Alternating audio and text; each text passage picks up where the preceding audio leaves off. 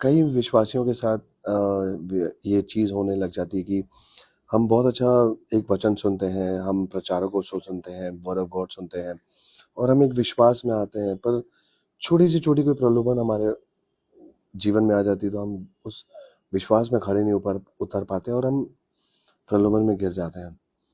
संत पौलुस का बहुत प्यारा एक वचन हमें मैंने आज पढ़ा और जब मैंने उसे समझा तो मुझे पता चला कि हम जो ये वचन है, जो ये हमारे द बाइबल, हम ये एकदम एक नॉवल की तरह पढ़ने लग जाते हैं।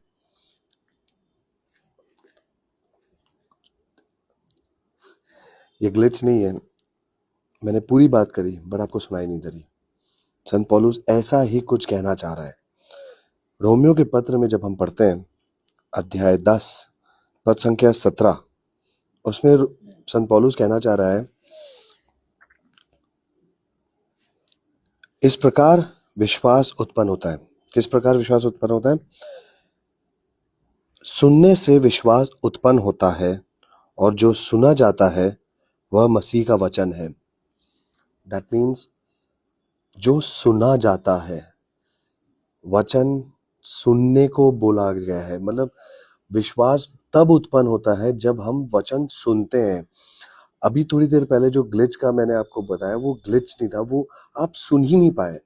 मैं बोल रहा हूं बट आप सुन नहीं पाए, तो आपको पता ही नहीं चला कि मैंने बोला क्या। उसी प्रकार जब हम वचन को एक नॉवल की तरह पढ़ने लगते हैं, इस बाइबल को, पवित्र बाइबल को हम जब एक नॉवल की तरह पढ़ते हैं, मन ही मन अंतर में इस तरह जब पढ़ने लगते हैं तो हमारे मन में कई सारी बातें हमारी चल रही होती है।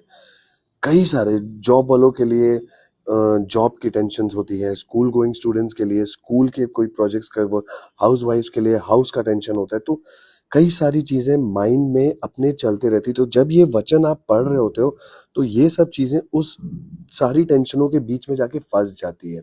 तो आपका वचन जो आपने पढ़ा वो आपने सुना नहीं, वो बस एक मन में कहीं रह गई है। तो उसी कारण हमारा विश्वास उत्पन्न नहीं हो पाया, क्योंकि हमने वचन को सुना थोड़ी है, हमने वचन को बस पढ़ा है। तो विश्वास जब जगेगा तब जगेगा जब आप वचन को सुनोगे। जब हम किसी प्रचारक को सुनते हैं, जब हम वर्ड ऑफ गॉड किसी प्रीचिंग को सुनते हैं, तो हम सुनते हैं, सुन के वो वचन हमारे मन में एक विश्वास उत्पन्न करती है।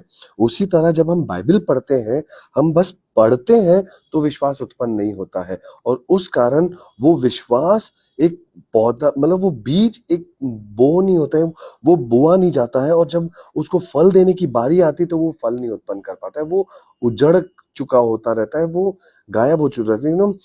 कुरिन्थियों के नाम में पत्र में ये चीज साफ किया गया है कि इस दुनिया का जो राजा है शैतान, वो हमें अंधा और बहरा कर चुका है कि हम इस चीज को ना देख सके। तो जब हम विश्वास को ऐसे एक नॉवल की तरह पढ़ते हैं, जब इस वचन को हम एक इस नॉवल की तरह पढ़ते हैं, तो वो विश्वास उत्पन्न नहीं होता। इसलिए जब आप बाइबल पढ़ें तो इस तरह पढ़ें कि आपके कानों से ये बातें सुनी जाए, ये वचन आपके कानों में ये पढ़े, सुने, जोर जोर से पढ़े, ताकि आप सुन सके कि मैं क्या पढ़ रहा हूँ, बाइबल मुझसे क्या कहना चाह रहा है। ये एक जीवित वचन है, ये विश्वास उत्पन्न करने वाला वचन है।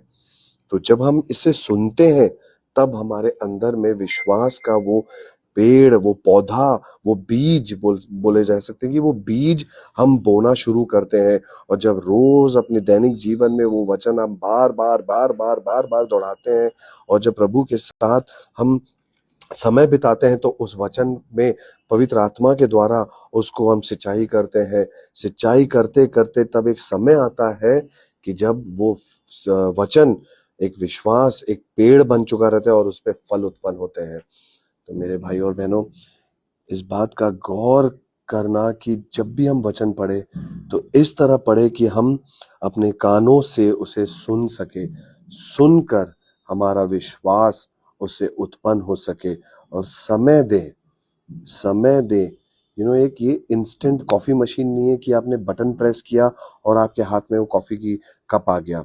It takes time, it is a slow process to increase your faith. आज बीज बोया, एक शाम भर में पेड़ में फल उत्पन्न नहीं, बीज बोए, उसे सिंचाई करे, पवित्र आत्मा के द्वारा प्रभु यीशु के साथ समय बिताए और उस आत्मा में प्रार्थना करते रहे, उस वचन को दोहराते रहे, विश्वास उत्पन्न होगा। और इस तरह होगा कि एक पेड़ जब जड़ों से मजबूत हो जाता है तो उसे हिला नहीं सकता कोई, और उसमें इतने प्यारे फल, मीठे फल और अनगिनत फल उत्पन्न होते हैं।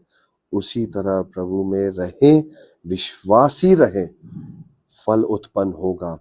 आज नहीं, टाइम लगेगा पर होगा, और जब होगा तो वो इतना मीठा होगा कि आप छक कर बोलेंगे प्रभु की जय।